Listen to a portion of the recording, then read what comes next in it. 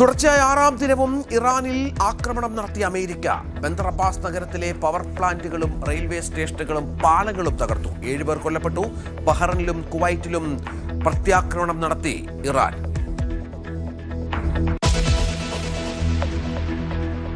NEET പരീക്ഷാഫലം പ്രഖ്യാപിച്ചു. യോഗ്യത നേടി 11 ലക്ഷത്തോളം വിദ്യാർത്ഥികൾ. 58% പെൺകുട്ടികൾ. +1 പരീക്ഷാഫലം വൈകിട്ട്.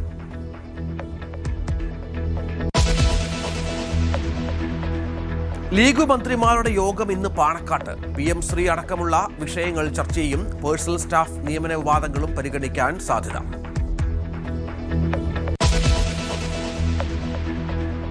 രാമക്ഷേത്ര സംഭാവന തട്ടിപ്പിൽ ഇന്ന് SIT റിപ്പോർട്ട് സമർപ്പിക്കും. ക്ഷേത്ര ഭരണസമിതിക്കെതിരെ ഗുരുതര കണ്ടെത്തലുകൾ റിപ്പോർട്ടിലുണ്ടെന്ന് സൂചന.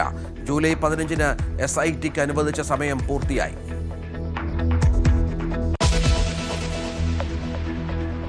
ഇന്ത്യയുടെ ആദ്യ ഹൈഡ്രജൻ പവർ ട്രെയിൻ പ്രധാനമന്ത്രി ഇന്ന് ഫ്ളാഗ് ഓഫ് ചെയ്യും. ഹരിയാനയിലെ ജിന്ദിനും സോനിപ്പത്തിനുമിടയിൽ സർവീസ്. ഹൈഡ്രജൻ സാങ്കേതികവിദ്യ ഉപയോഗിച്ച് ഗതാഗതമെന്ന അപൂർവ നേട്ടത്തിലേക്ക് ഇന്ത്യയും.